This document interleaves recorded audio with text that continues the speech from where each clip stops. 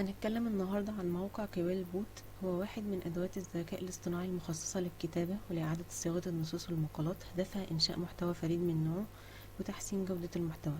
في فايدة تانية بس تعتبر غامضة لكويل بوت، هي إعادة صياغة المحتوى الصعب اللي بيحتوي على بعض الكلمات أو العبارات الصعبة اللي أنا ممكن ما أقدرش أستوعبها من أول مرة لفقرات بسيطة وسهلة الفهم.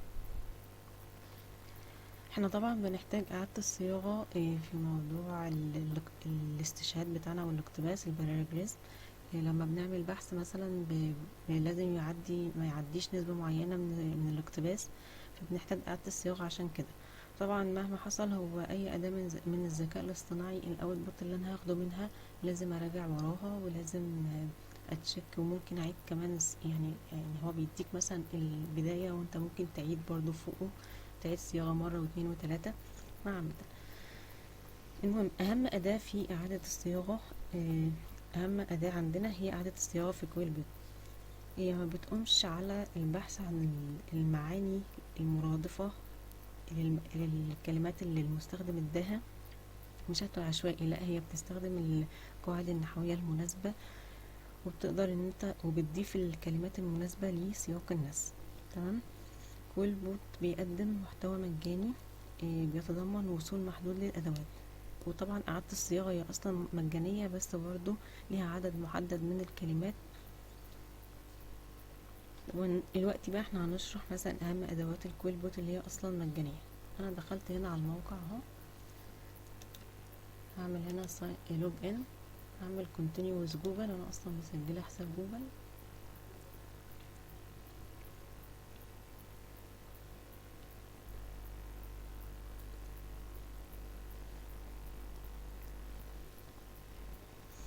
تمام، هبتدي أتكلم عن أول أداة معانا اللي هي إعادة الصياغة.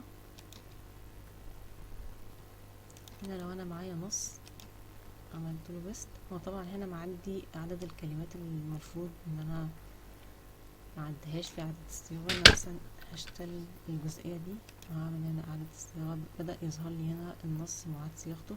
انا طبعا بختار في كذا وضع هنا لإعادة الصياغة، بس كلهم مش فري ما عدا الستاندرد الفرنسي، دي معناها الطلاقة. فهنا في الوضع الافتراضي اللي هو الستاندرد ده، هو بيعتمد على مستوى المرادفات اللي اليوزر بيختارها عشان كويل بوت يعمل على اساسها. اللي هو فين بقى اللي هو المستوى ده؟ يعني يبقى هنا ده اقل حاجة، في معنى هيبدل الكلمات اللي موجودة في الباراجراف ده الكلمات تانية بناء على الليفل ده. لو انا زودت، طول ما هو هيبتدي يبدل بصورة اكبر، وهكذا. الفلونسي بقى،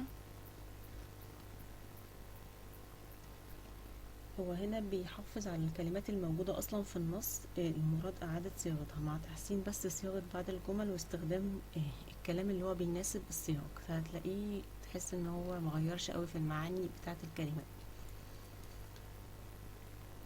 تاني أداة هنتكلم عليها اللي هي الجرامر تشيكر. لو أنا قلت هنا مثلا the girls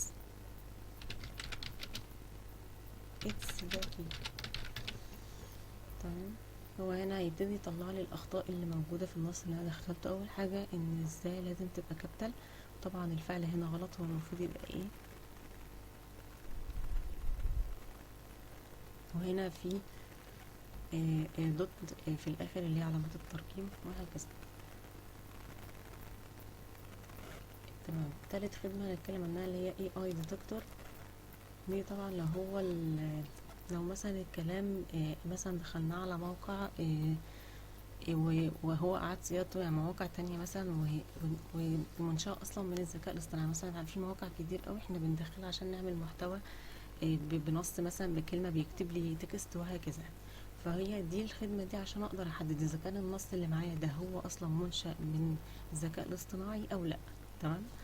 برضو أنا لو كتبت النص هنا وهيبتدي وعملت analyze text، هيبتدي هنا يقول لي هو بقى AI generated ولا لأ، وهكذا. طبعا هو human written 100%. تمام. الباراجريزم تشيكر مش فري، السمرايزر فري. لو انا برضو هنا دخلت النص اللي معايا عملت سمرايز فكرته ان هو بيلخص لي المقالات الكبيرة لمقال صغير بيتضمن كل الافكار المهمة، ويقدر يوصل لي المعنى بس في عدد كلمات اقل. وانا طبعا الفرق ما بين عدد الكلمات هنا وعدد الكلمات هنا كبير. الاداة اللي بعد كده الترانزليتور، الترجمة.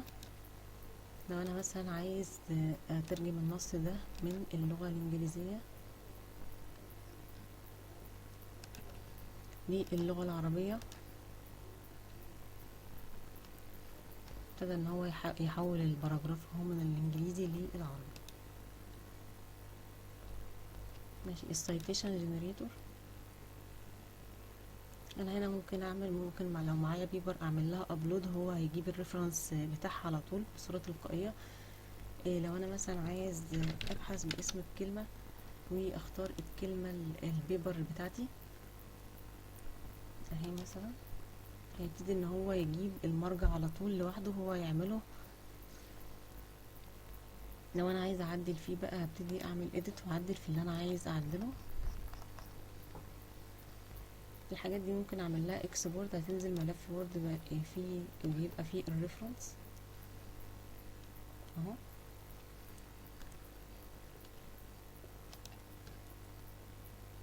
اخر حاجه معايا الكويل بوت فلو. كويل بوت فلو ده يعتبر مساعد الكاتب، مثلا هو اصلا مصمم للاشخاص اللي هم عايزين يستخدموا اكتر من اداة من الكويل بوت في نفس الوقت. فانا اقدر استخدم اعداد الصياغة، اقدر استخدم التدقيق النحوي، واقدر استخدم التلخيص والاي اي ديتكتور وهكذا. انا مثلا لو عملت بروجكت دي او رفعته، لو انا عندي ملف عايزه اشتغل عليه، هبتدي هنا مثلا اعمل النص بتاعي واشوف بقى انا عايزه اعمل ايه، ده او ده او ده او ده وهكذا، وهيبقى هنا محفوظ عندي،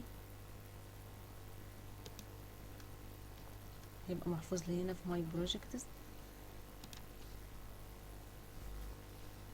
ممكن اشيره طبعا مع حد تاني، مع شخص تاني.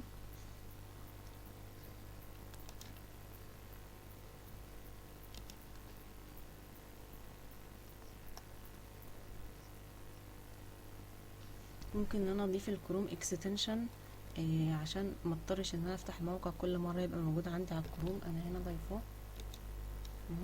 موجود هنا